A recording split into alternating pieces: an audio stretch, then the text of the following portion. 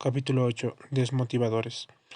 La motivación se divide en 8 etapas, como se mencionó anteriormente. 11 factores que generan insatisfacción en el trabajo si el trabajo no los provee. En este caso, la prevención de la insatisfacción es tan importante como la estimulación de la motivación. Friedrich Hesselberg. Ilustración número 80. Regresando a la analogía del automóvil, podemos tener las mejores baterías de motivación intrínseca o tener el tanque lleno de gasolina intrínseca, pero si las llantas no están infladas, el auto no se mueve. Hay una serie de elementos en el trabajo que sí existen. Perforan las llantas y quitan el aire de la satisfacción. Pero si estos elementos no se dan en la empresa, las llantas estarán con aire, pero tampoco lo harán avanzar, es decir, no brindan motivación. Friedrich Hesselberg, en 1966, propuso la teoría de los factores higiénicos de la organización. El ambiente físico es uno de ellos. Si me dan una oficina más grande con mesa de reuniones, es probable que el día que me la den me sienta contento, pero al poco tiempo me adapto a ella y no genera ningún tipo de motivación. Pero si tengo una oficina pequeña con ruido que no se adapta a lo que mi trabajo necesita, es muy probable que me sienta insatisfecho. Según Heisenberg, la motivación y la insatisfacción son dos variables diferentes. Yo puedo estar motivado, pero a la vez insatisfecho por factores del ambiente en mi trabajo. Los factores higiénicos son factores que si dan, logran que las personas estén insatisfechas, pero no motivadas. Pero si estos factores no están, la insatisfacción es garantizada. Otros autores llaman desmotivadores a los factores higiénicos. En este capítulo usaremos como sinónimos de los factores desmotivadores a los que generan insatisfacción o factores higiénicos. En mi opinión, la esencia de los factores higiénicos está relacionada con las expectativas. Por ejemplo, como se muestra en este caso en la ilustración 81, una persona que recién se casa tiene muchas expectativas. Espera que su pareja lo trate bien, que su pareja cuide para tener una buena presencia en otras expectativas, pero algunas personas, personas que entran con expectativas grandes, tienen mala suerte y se les puede ocurrir lo que se muestra en la ilustración 82. Si la pareja se hubiera mantenido de acuerdo con las expectativas, habría habido insatisfacción, pero no motivación. En cambio, como ocurrió lo que presenta en la ilustración 82, el esposo está muy insatisfecho. Algo similar ocurre en la empresa. Por ejemplo, esto sucedería si un gerente de recursos humanos, para convencer a un prospecto de que elija trabajar en su empresa, la sobrevende la compañía diciendo que es espectacular. Le menciona que en la empresa se valora mucho el liderazgo, que hay una cultura de orientación a las personas, que su jefe en particular es uno de los mejores evaluados. Adicionalmente le dicen que son una empresa Great Place to Work, que el clima es excelente y que la gente trabaja en equipo. Cuando un futuro empleado recibe este discurso, eleva sus expectativas, tal como se muestra en la ilustración número 83. Pero cuando llega a la empresa y las cosas no son tan de color de rosa, como se ven, como vendieron ver las ilustraciones 84-85, el empleado está sumamente insatisfecho. Similarmente, cuando trabajamos en una empresa, tenemos expectativas de que se cumplan una serie de condiciones de nuestro entorno de trabajo. A continuación, señalarán las 11 expectativas que resultan importantes. Número 1. Que exista información de retroalimentación suficiente. Número 2. Que se tengan los recursos, equipos y sistemas para hacer un trabajo de calidad. Número 3. Que se tengan salarios adecuados. Número 4. Que las reuniones sean productivas. Número 5. Que el trabajo esté bien diseñado. Número 6. Que no existan demasiadas o muy pocas reglas y normas. Número 7. Que existan buenas relaciones interpersonales con los compañeros de trabajo. Número 8. Que exista la seguridad de que el trabajo no se va a perder. Número 9. Que exista claridad de roles. Número 10. Que exista una buena gerencia o jefatura donde haya justicia, equidad, confianza y tolerancia al error. Y número 11. Que no exista politiquería. Toda persona que ingresa a un trabajo tiene la expectativa de que estos factores se den. No es mucho pedir tener un jefe justo o un lugar adecuado para trabajar, o que las reuniones sean productivas. Si estos 12 factores no se dan, se pincha la llanta y el auto no avanza. Por ejemplo, yo puedo estar motivado en mi trabajo porque me trabajo en un reto a la altura de mis talentos y estoy en la franja del flujo óptimo. Pero si mi jefe me trata con injusticia, estaré insatisfecho por su trato. En cambio, si me cambian de jefe y el nuevo me trata con justicia, pero me da un trabajo que es una tarea o actividad que me aburre, que no encaja con mis talentos, podré estar insatisfecho con el trato de mi jefe, pero estaré desmotivado en mi trabajo. Lo ideal es eliminar todos aquellos elementos que generan insatisfacción y trabajar los elementos que generan motivación, profundizando los factores que causan insatisfacción en el trabajo. Número 1. Ausencia de la información y retroalimentación. El error más común de los jefes es pensar que le han dado lo suficiente retroalimentación a su personal. Actividad. Conteste cuál es su posición frente a las siguientes 8 afirmaciones. Marque en una escala del 1, totalmente en desacuerdo, al 5, totalmente de acuerdo. Siendo 1, totalmente de acuerdo, 2, en desacuerdo, 3, ni de acuerdo ni desacuerdo, 4, de acuerdo y 5, totalmente de acuerdo. Como verá, estas son una serie de preguntas, las cuales deberá responder. Número 1. No cuento con información sobre decisiones o acciones de otras áreas que impactan en mi trabajo. Número 2. Recibo retroalimentación en forma constante. Número 3. No tengo un conocimiento de lo que mi jefe piensa sobre mi desempeño. Número 4. No tengo un claro conocimiento de las metas concretas y conductas específicas que se usan para evaluarme. Número 5. Mi jefe no tiene una política de puertas abiertas y no me siento cómodo haciéndole preguntas relacionadas con el trabajo. Número 6. No conozco claramente cuáles son mis funciones y actividades y el nivel de decisión que tengo en cada una, que decido solo y que tengo que consultar. Número 7. No entiendo cómo mi trabajo aporta a la misión de la empresa y cómo mi puesto encaja con el resto de áreas de la organización. Y número 8. Me entero de lo que pasa en la empresa en los pasadizos. No hay una buena comunicación. Ahora, fíjese, ¿en cuántos han marcado usted 4 o 5? Luego calcule usted su porcentaje de respuestas 4 o 5. ¿Cuántos 4 o 5 tiene usted marcados? ¿Cuánto es su porcentaje en esta escala? Por cada 4 o 5 que marco, considere 12,5%. Marque 4 o 5 en ítems, pone el número de ítems en el que marcó 4 o 5. Luego sume cuánto tiene, cantidad de ítems en los que marcó, en este caso, 4 o 5 multiplicado por 12,5. Por ejemplo, si usted marcó 4 en la afirmación 2 y 5, en la afirmación 6 usted tendría 25%, 2, que vendría siendo 2 por 12,5. Esto le indicará el porcentaje de satisfacción que tiene en este tema.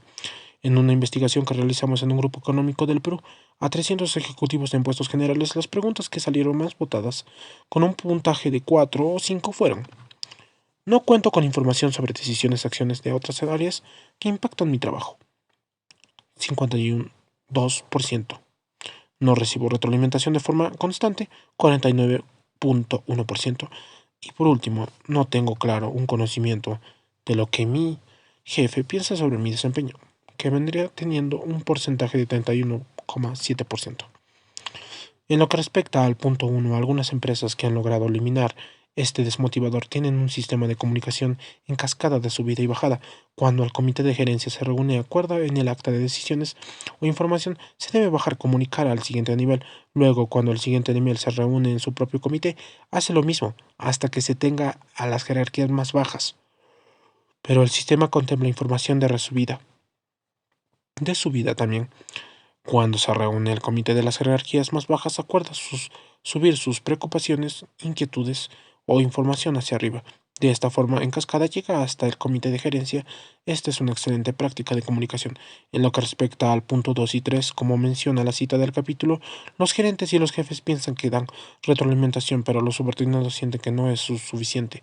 En este caso, 49,1% de los 300 ejecutivos siente que no recibe retroalimentación suficiente.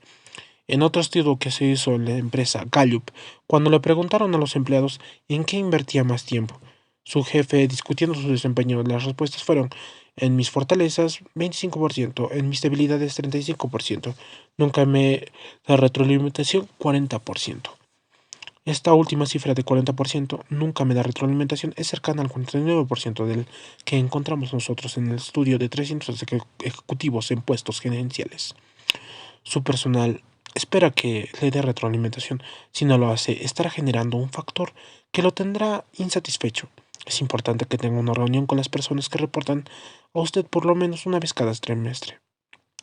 En este caso, cada trimestre. Y si pudiera ser una vez, estaría mejor. En su primera reunión mostrará el cuestionario del inicio del capítulo para que él mismo se evalúe y tenga una conversación al respecto. La idea es que constantemente le dé retroalimentación. Diversas investigaciones han dado cuenta de los beneficios de la retroalimentación sobre el rendimiento de los empleados. Por ejemplo, Kim y Clyde Hamler 180, en un estudio experimental encontraron una muestra de 220 trabajadores diversas industrias que la retroalimentación tenía un impacto positivo en el rendimiento y que la retroalimentación estaba asociada al establecimiento de metas. Los resultados eran mejores. Estos resultados han sido confirmados en diversas investigaciones y en un extenso metaanálisis de Kluger y Denisi. Reportaron que, en general, la retroalimentación estaba asociada al aumento del rendimiento. Los mismos investigadores, sin embargo, dicen que la retroalimentación podría tener efectos negativos. Por ejemplo, si la retroalimentación se centra en la persona y no en la tarea, o si la retroalimentación conlleva a propuestas de cómo mejorar el rendimiento, o si la retroalimentación se comenta acerca del trabajo de otros, los investigadores recomiendan tomar en cuenta los siguientes puntos al dar una retroalimentación. A. Que sea presentado de manera que no hiera el ego de la persona. B. Incluir información de cómo mejorar el rendimiento. C. Incluir un plan de metas de durante la retroalimentación. Y D. Maximizar información acerca de cómo mejorar el rendimiento y minimizar información acerca del rendimiento de los otros. Número 2. Ausencia de recursos, equipos, sistemas adecuados para hacer un trabajo de calidad. ¿Cómo cree que se siente la persona que atiende en ventanilla en la ilustración 87? En este momento, totalmente frustrada e insatisfecha, hay una cola larga de clientes molestos, y la mujer siente que está haciendo un trabajo de mala calidad por la falta de recursos en la empresa. Hay 8 ventanillas y en la empresa solo pone una persona. La ilustración 88 muestra una encuesta realizada por High Group, que indica la insatisfacción con el tema de recursos en diferentes industrias. En promedio, un 40% de empleados se siente insatisfecho, por lo que la empresa no le da los recursos de trabajo de calidad. Ilustración número 88. Entre el 38 y 48% de las personas encuestadas sienten que no tienen los recursos para hacer un trabajo de calidad. Cuando uno es jefe, a veces no puede conseguir los recursos que quiere para su área, porque estos dependen de la gerencia general del presupuesto de los otros, pero tener en cuenta conversación con nuestros colaboradores al respecto y contarles que estamos luchando por ello, ayudar a bajar este factor que genera insatisfacción, el no tener los materiales, el equipo, los sistemas para hacer un buen trabajo de calidad puede resultar muy frustrante. Este es uno de los aspectos más investigados por la organización Gallup. Ellos plantean que no contar con las herramientas necesarias es un factor importante, porque impide al empleado contribuir al máximo con su potencial, evitando que entre a su zona óptima de flujo. Número 3. Salarios inadecuados. No importa cuánto se gane, siempre habrá un porcentaje de personas que pensará. En la encuesta del Perú de Great Place to Work, GPTW de 2012, los resultados fueron los siguientes. En promedio, un 49% sentía que no se le pagaba justamente. Sin embargo, cuando se hace esta pregunta a las empresas que tuvieron en el ranking de las 35 mejores, solo 26% se siente mal pagado. Cuando se junta a las 35 empresas con peor clima, el 60% siente que está mal pagado. Cuando el clima laboral es bueno, la percepción del sueldo es mejor. Cuando el clima es malo, las personas ven más cerca sus sueldos y se preguntan, ¿vale la pena? En la encuesta de GPTW se miden elementos de motivación y elementos de satisfacción. A lo mejor al mejor manejo de la motivación en una empresa, mejor es la percepción del sueldo. En el sueldo con los 300 ejecutivos de un grupo peruano, el 59% sentía que estaba mal pagado. Es crucial mantener a la empresa competitiva en sueldos porque ejecutivos clave y comprometidos pueden renunciar por la insatisfacción del salario. La relación entre el pago y el trabajador es particular. En un metaanálisis acerca de la relación entre el dinero y la satisfacción en el trabajo, Junye y colaboradores en 2010 se encontraron que la relación entre el salario y la satisfacción era débil, es decir, que el nivel de pago de las empresas estaba ligado marginalmente a la satisfacción en el trabajo. Gallup, por su parte, reportó que no existen diferencias en el compromiso en el trabajo en relación con el pago. Sin embargo, un sueldo bajo puede traer problemas a las organizaciones. Diversas investigaciones han propuesto que un sueldo bajo puede traer como consecuencia la falta de satisfacción en el trabajo y como consecuencia la renuncia de los trabajadores. Ilustración número 90. Número 4. Reuniones poco productivas. En mi experiencia como consultor de quejas, típicas de las reuniones son: no tienen agenda, las reuniones son interminables, nunca se cumplen con los acuerdos. Cuando les pregunto por qué no las mejoras, me responden que el responsable es el jefe y nadie se atreve a decirle nada. Mi consejo es nombrar a un facilitador de la reunión que no sea el jefe y él que sea responsable de facilitar la reunión. De esta manera, todos pueden darle retroalimentación. El facilitador propone el acta con el jefe, maneja los tiempos y apunta los acuerdos. En nuestra investigación, con los 300 ejecutivos, el 44% sentía que asistía a reuniones improductivas. No hay nada más frustrante que sentir que uno pierde tiempo en un espacio al que no le ve utilidad en absoluto. El 53% de las reuniones de los participantes sienten que se trata de una pérdida de tiempo. Diversos estudios planteados que las reuniones en el trabajo ocupan una buena parte del tiempo de empleados y gerentes que tienen muchas veces son consideradas poco satisfactorias. Los investigadores McKesson y Nicholson reportaron que entre los factores que son considerados una pérdida de tiempo en las empresas están las reuniones. Kirkpatrick planteó en su libro que los supervisores y gerentes declaran que las reuniones son una pérdida de tiempo y que las reuniones son improductivas entre el 10% y 50% del tiempo de la reunión, dependiendo del tipo de reunión. Número 5. Trabajo mal diseñado. Actividad. Responda a las siguientes preguntas calificando del 1 a 5, siendo 5 totalmente un acuerdo y 1 totalmente desacuerdo. 1. Me siento totalmente recargado en mi trabajo. Siento que tengo demasiada carga y responsabilidades en mi puesto. Mi trabajo no está bien diseñado. Hago actividades que no soportan valor y que podría dejar de hacer. Hay personas que cargan demasiadas funciones y responsabilidades que sienten recargadas. Estas personas no logran un balance entre el trabajo y familia y que termina siendo un elemento que afecta a la insatisfacción laboral. Un amigo mío que era gerente de finanzas de una gran empresa de operaciones en Latinoamérica estaba inicialmente muy motivado. Sentía que le daban autonomía, que estaba en un reto a la altura de sus talentos y que se encontraba aprendiendo mucho, pero luego de 3 meses en la corporación le dijeron que esa empresa se trabajaba de lunes a sábado y le exigían que fuera a los sábados a trabajar. Renunció a su puesto con tremendo sueldo porque el desenlace entre el trabajo dedicado al trabajo y el tiempo dedicado a la familia lo afectaba. Por otro lado, hay trabajos que están mal diseñados, por ejemplo, trabajos que piden a las personas hacer reportes.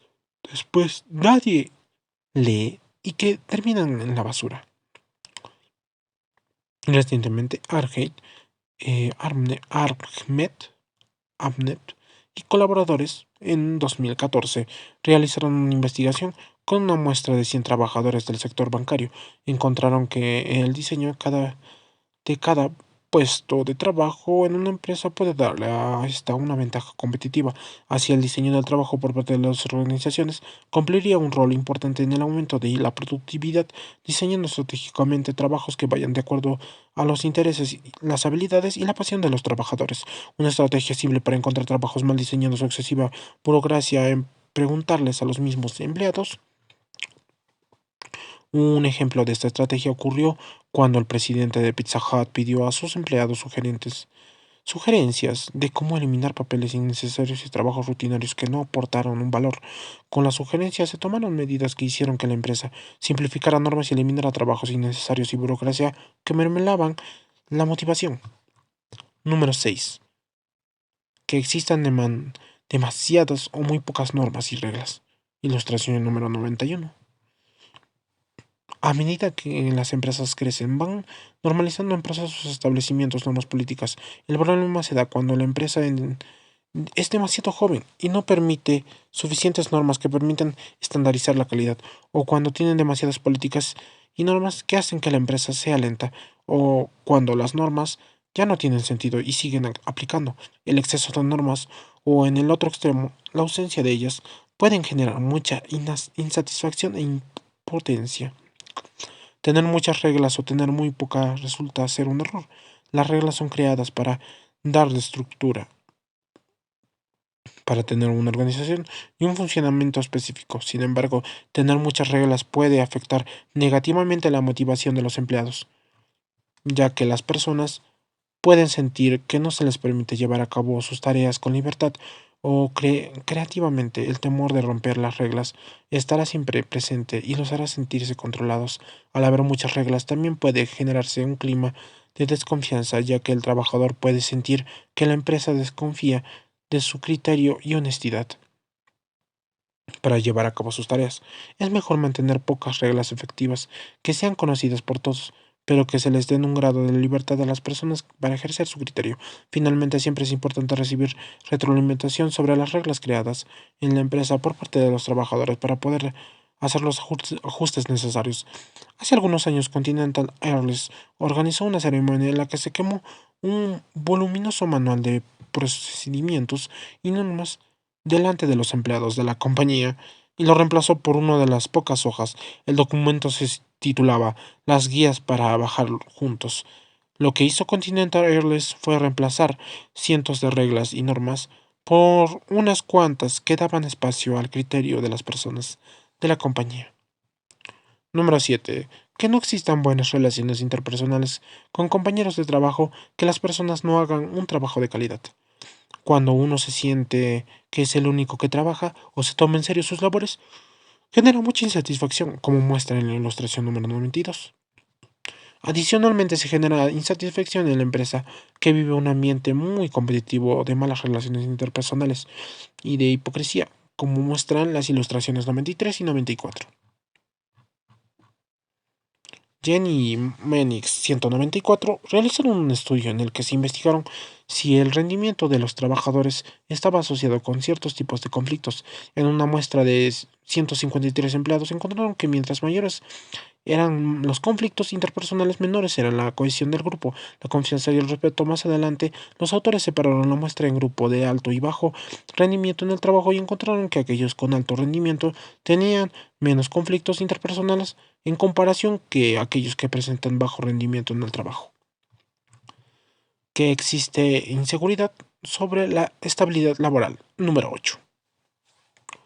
Normalmente las personas que sienten seguras en su trabajo, sin embargo, cuando la empresa experimenta un cambio en este caso, que implica reducir un personal, es humano que la gente se siente insegura.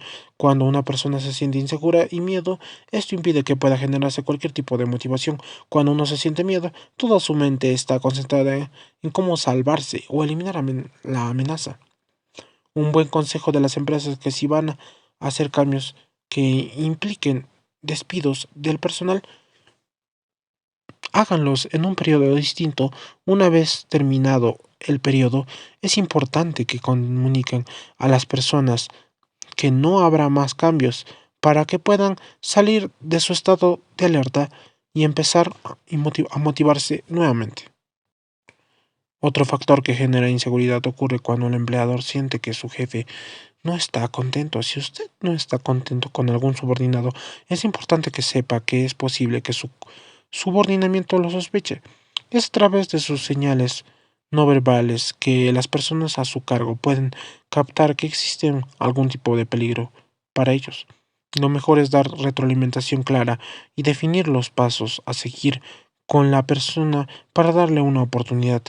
Si no le da la oportunidad, el ciclo vicioso del miedo hará que esta persona se despeñe peor. Si luego de esa oportunidad no cumple lo que espera, puede planificar la salida, de tal modo que al colaborador le resulte coherente su desvinculación con la compañía. La creencia de que puede poder perder el trabajo es un gran desmotivador. La inseguridad en el trabajo está relacionada con diversas consecuencias negativas como menor satisfacción y menor compromiso con la organización, mayores intenciones de renuncias, reducción de la confianza en las empresas, ausentismo, aumento de accidentes, disminución del rendimiento, en este caso laboral, rotación en puestos de trabajo, entre otros. Cuando sentimos la posibilidad de perder nuestro trabajo, nuestro cerebro capta la amenaza y nos regresa a la época de las cavernas, cuando velábamos en este caso, cuando nos veíamos enfrentados a pelear o escapar de un tigre. Si sentíamos amenazada nuestra supervivencia, es imposible estar motivado. Lo que sí vamos a hacer es concentrar todos nuestros esfuerzos en eliminar, en este caso, la amenaza. Número 9. Poca claridad en la distinción de roles. Si una persona no tiene claro quién es su jefe o no tiene claramente definidas sus funciones en las zonas grises con otras áreas, se generan conflictos que producen insatisfacción. He sido testigo de varias empresas que tienen años de formadas de las quejas de sus gerentes y ejecutivos con respecto a que no está definido a qué gerencia pertenecen ciertas decisiones. En general, la gerencia asume que las cosas están muy definidas y claras, pero la verdad es que generalmente no es así. El problema de claridad de roles ocurre con frecuencia en empresas familiares, en que el dueño ha contratado a un gerente general para que maneje la empresa, pero él sigue presente en la empresa. Los dueños creen que no interfieren, pero hasta una mirada, un comentario o una expresión no verbal para que los empleados sientan que el dueño les está dando órdenes. La claridad de los roles es importante para un buen desempeño en la empresa. El rol de un trabajador en la empresa está definido como un conjunto de demandas y expectativas asociadas al puesto de la persona que ocupa en la empresa. Cuando el trabajador se ve expuesto a la falta de claridad del rol o ambigüedad del rol, puede sentirse inseguro, ya que no sabe qué se espera de él y por lo tanto no sabe con certeza cuál es su función en la empresa. Este estado de incertidumbre puede crear estrés, ansiedad y otras manifestaciones negativas. Mi consejo es reunir a cada comité de gestión desde el comité de gerencia hacia abajo y aclarar expectativas explícitamente. Cada persona debe plantear sus zonas grises y con la ayuda del gerente definir quién tiene qué función, actividad o toma de decisiones. Número 10. Que no exista una buena gerencia o jefatura donde haya justicia, equidad, confianza y tolerancia al error. La ausencia de una buena gerencia o jefatura es una de las principales causas de la desmotivación. Por el contrario, un jefe facilita la justicia, equidad, confianza y tolerancia al error. El error, en este caso, genera satisfacción en sus empleados. En el siguiente subcapítulo, titulado El jefe, el factor más importante de la satisfacción de los empleados, se profundizará con el poder que tienen los jefes en sus manos para permitir sus colaboradores estén satisfechos y no desmotivados. Número 11. Politicaría. Cuando la policía en las organizaciones que consiste en los esfuerzos de influenciar e incrementar el poder con el propósito de lograr objetivos, busca intereses personales en vez de los que de la empresa y procede sin ética, genera una profunda insatisfacción en los trabajadores. Sobre esto se profundizará en el subcapítulo titulado Politicaría, un factor que genera insatisfacción y depende de la cultura de la empresa. El jefe, el factor más importante en la satisfacción de los empleados. Hay una enorme cantidad de gerentes que están jubilados mientras trabajan. Peter Drucker. Lograr lo imposible solo significa que tu jefe lo agregará a sus tareas regulares. Doug Larson. Actividad. Haga una pausa en la lectura y reflexione sobre el peor jefe que ha tenido en la vida. Si es un estudiante, puede pensar en el peor profesor que ha tenido. ¿Qué conductas hacían que genere tanta insatisfacción? Es muy probable que en este capítulo encuentre varias conductas que tenían su peor jefe. Tener un mal jefe no solo lo puede generar insatisfacción y desmotivación, lo que puede hasta matar. En un estudio con 3.000 personas que tuvieron un mal jefe durante 4 años seguidos, existió un 39% más probabilidades de sufrir un infarto. En otro estudio se encontró que el 50% de la motivación de un empleado en el trabajo se deriva de la relación del empleado con su jefe. Por un lado, el Instituto Saratoga investigó las causas de la salida de 20.000 personas que habían renunciado a sus trabajos y encontró que la principal causa de renuncia era por malos jefes. Existen decenas de características de jefes que causan insatisfacción, por ejemplo, que un líder ausente sea desordenado, que no haga seguimiento, que sea perfeccionista, que maltrate, entre muchas cosas. Pero en este capítulo queremos concentrarnos en causas que normalmente los jefes no toman muy en cuenta y que generan mucha insatisfacción. Número uno, tener favoritos. Ilustración número 95. La persona sonriente que aparece en la ilustración número 95 no es un jefe, es el favorito del jefe en este caso. Como se puede ver en la ilustración, el trabajador favorito no cuenta con una computadora moderna, un gran escritorio amplio y espacio. En cambio, los demás trabajadores comparten un espacio pequeño e incómodo, y en vez de computadoras tienen máquinas de escribir. En este caso, esta es una caricatura que exagera la realidad, pero la verdad es que muchas personas sienten que su jefe tiene favoritos, y eso es lo que les genera insatisfacción. En la investigación, a los 300 gerentes que mencionaron anteriormente, el 75% opinó que su jefe tenía favoritos. Si yo le preguntara en estos momentos a usted si en la oficina tiene más afinidad con alguna de las personas con las que trabaja, estoy seguro que su respuesta sería que sí tenemos la más afinidad normalmente con personas que son más parecidas a nosotros. Es humano. El problema es cuando la afinidad se convierte en favoritismo. Cuando una persona es más afín a nosotros, tendremos a conversar con ella, a tener una relación de amistad más cercana, a escucharla más y a divertirnos más cuando estamos con ella. El problema es que cuando el resto de nuestro equipo ve esto, puede asumir que en realidad es nuestra familia, nuestra favorita. Como jefes es importante cuidarnos que las personas no vean que tengamos favoritismos. Es primordial estar más conscientes para mantener una conducta de imparcialidad.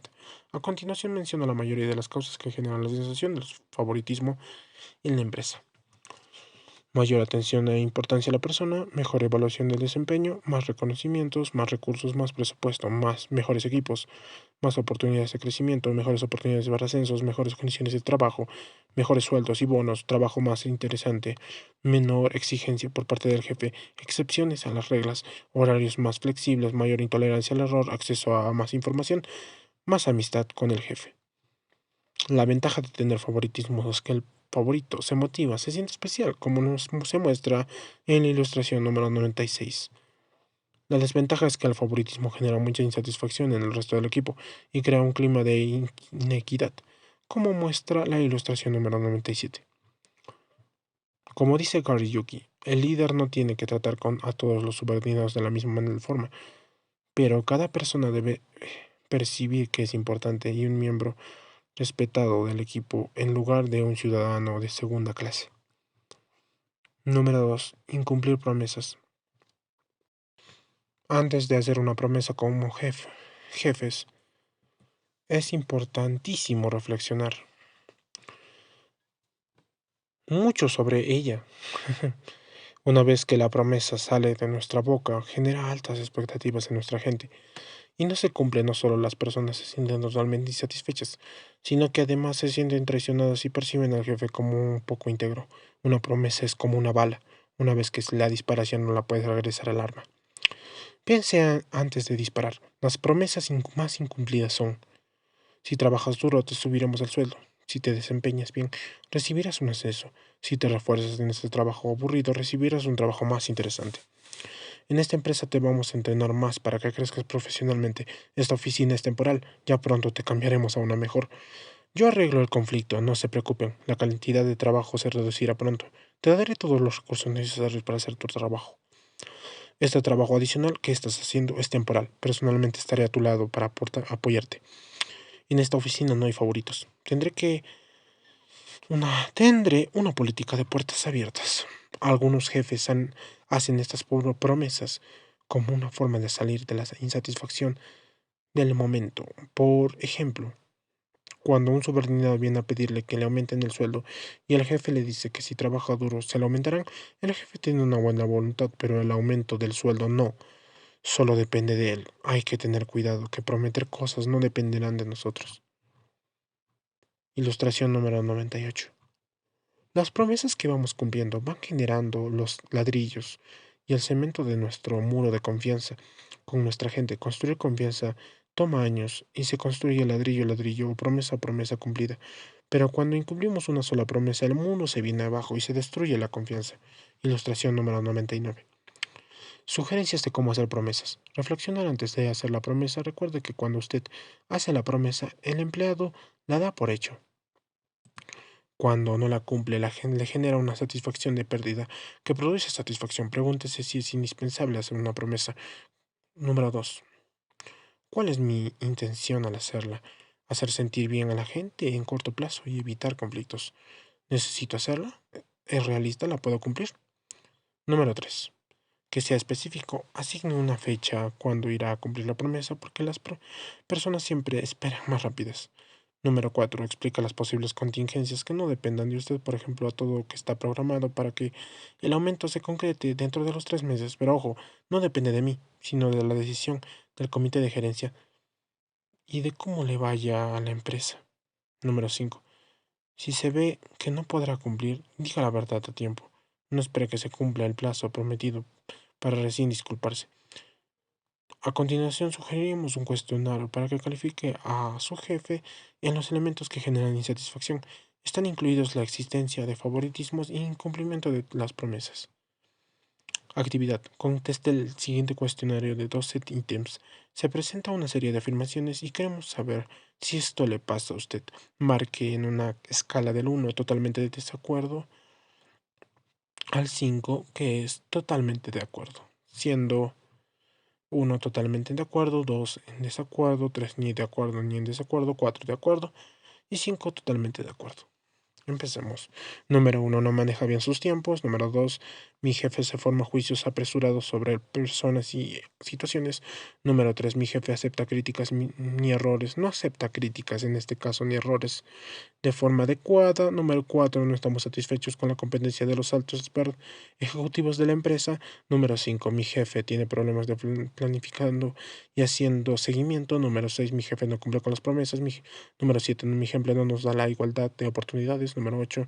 Mi jefe no está abierto a escuchar otros puntos de vista diferentes de los suyos. Número 9. Mi jefe no me trata con respeto y cordialidad. Número 10. Cuando las cosas no salen bien, mi jefe explota. Número 11. Mi jefe tiene favoritos. Número 12. Mi jefe tiene un problema de manejo del poder y soberbia. En cuanto a preguntas, usted marcó 4 o 5, cuéntelas. Luego reemplace este número en la siguiente fórmula. El número que usted hizo multiplicado por 10 entre 2. Por ejemplo, si marcó 6 preguntas con 4 o 6, sería 6. Y multiplicado daría 600. Dividido entre 12 es igual a 50%. Usted está descontento en el 50% de las preguntas con respecto a su jefe. Politicaría, un factor que genera insatisfacción que depende de la cultura de la empresa. Ejercer la política es como tener relaciones sexuales. Casi todos lo hacen, pero nadie se siente cómodo discutiendo cómo lo hacen. Mary, my sister. Actividad.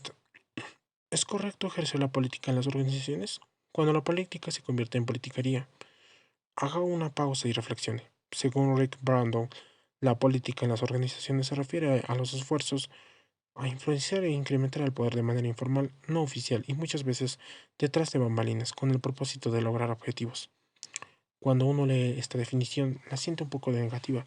La frase detrás de bambalinas le puede causar desconfianza a más de uno, pero veamos el siguiente caso. Un caso de política. Usted es un miembro de un equipo y quiere que apruebe una estrategia que se siente que es la mejor para la empresa y hará que el equipo logre los resultados. Pero en el equipo hay una persona que es muy dominante y que no cambia la opinión fácilmente, por lo que se opone a su estrategia. Entonces usted se reúne a cada persona del equipo de forma privada para conversar sobre su estrategia e intentar persuadirlos de que es mejor para el equipo y la empresa. Cuando el equipo se reúne nuevamente, usted plantea su idea en este caso y esta está apoyada por otros.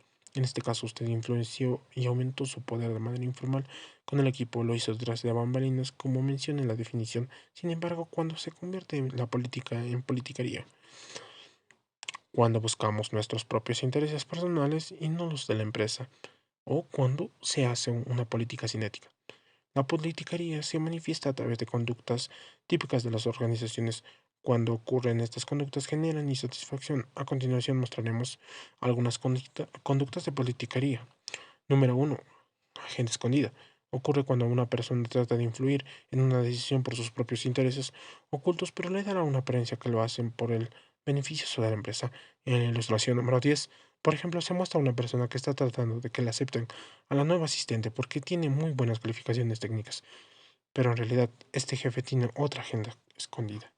Cuando una persona trata de influir con una agenda escondida, nos sentimos manipulados, engañados y perdemos la confianza en ella.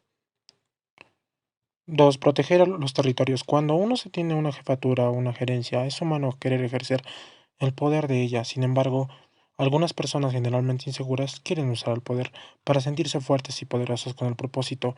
Usan su área como un territorio casillero estanco y no permiten que ninguna persona se acerque, como se muestra en la ilustración 101. En mi experiencia como consultor, la mayoría de empresas que he utilizado tienen el problema de los silos y casilleros estancos. Normalmente se trabaja en el equipo del área, pero las áreas no trabajan en el equipo entre ellas. El problema no es solo la personalidad o el estilo del jefe. Existen muchos otros factores más relacionados con la cultura que fomentan los silos. En la mayoría de casos, el problema se origina en la gerencia general. Si el gerente general no le presta atención ni modela el trabajo en equipo entre áreas, es muy difícil que el resto lo haga. Otra causa de los silos es que la empresa valora y premia solo el trabajo individual. Una causa adicional y muy importante que no existe en el trabajo en equipo entre áreas es que los gerentes de las áreas no tienen confianza entre ellos. Esta desconfianza la transmiten a sus equipos, facilitando la información de silos. Pero el gran obstáculo para evitar los hilos es la naturaleza humana. El ser humano desde la época de las cavernas diferente es su grupo íntimo de su grupo externo. Cuando un cavernícola identificaba a alguien de su clan, es decir, un grupo íntimo, eso significaba tranquilidad. En cambio, cuando veía que un extraño se acercaba, es decir, alguien de su grupo externo, esto implicaba preocupación y prepararse para luchar o lugar. Los clanes constantemente se enfrentan entre sí, si por la disponibilidad de los recursos, tanto así que en nuestro cerebro tenemos una zona donde identificamos el grupo interno y otra donde identificamos el grupo externo. El rol de la cultura de la empresa es hacer que exista un solo grupo íntimo adentro de la organización, y es que más bien el grupo externo esté fuera en la competencia. Esto se logra trabajando la cultura, logrando que las diferentes áreas compartan los valores de la empresa y que no existan subculturas marcadas con valores diferentes. También ayuda a que todas las áreas se comprometan con el objetivo y estrategia global de la empresa. Número 3. Soltar nombres. Otra estrategia que se usa mucho y se logra influir en las personas es recurrir a la cercanía al poder que tienen algunos. Por ejemplo, imaginemos que el presidente de la compañía se llama Sebastián y tiene un grupo de personas cercanas a él. Hay algunos que se aprovechan en esta relación con el máximo poder y para influenciar a las personas le dicen, ah, Sebastián le encantó la idea, aunque realmente no lo haya consultado con Sebastián. Al soltar, el nombre le da un impulso a su influencia, que hace que se mueva rápidamente a ejecutar como como muestran en este caso las ilustraciones 102 y 103. Número 4. Sobrevenderse. Es humano manejar nuestra imagen en la empresa y querer dar una buena impresión. Por ejemplo, en muchas empresas, cuando los jefes se quedan hasta tarde trabajando, los empleados lo hacen también porque no quieren dar la imagen de ser flojos. El problema viene cuando el ejecutivo se sobrevende, cuando se proyecta una imagen que no es real y la aprovecha para ganar más poder.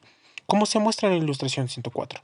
Además, para sobrevivirse, normalmente la persona ha tenido que pisar y pasar por encima de otras personas que terminan maltratadas, como muestra en la ilustración 105. Número 5. Antagonizar o estás conmigo o eres mi enemigo. Las personas que usan el poder para su propio beneficio están calculando todo el tiempo quién está con ellos y quién no. No existen grises, solo blancos y negros. Cualquier conducta favorable para la empresa, pero que afecte a la persona que ejerce la politiquería, reduciendo el poder, es considerada como el acto de un enemigo. Para el politiquero, la empresa es un campo de batalla, como se muestra en la ilustración 106. Están los ángeles, los que se sienten que lo apoyan incondicionalmente, y el resto que son los diablos. Número 6. Hablar mal de los demás de forma disimulada. Rajar. Cuando una persona busca su propio beneficio, tiene que disfrazar sus tácticas para ser una persona confiable. Una de las conductas es rajar de forma disimulada. Por ejemplo, en la ilustración 107 se muestra que un politiquero le comenta a su jefe lo siguiente acerca de Henry. ¿A quién siente un enemigo? Henry es muy buen técnico, quizás el mejor que tenemos, pero le faltan destrezas interpersonales. Este es un comentario aparentemente positivo que camufla la verdadera intención de eliminar a Henry con un cuchillo por la espalda.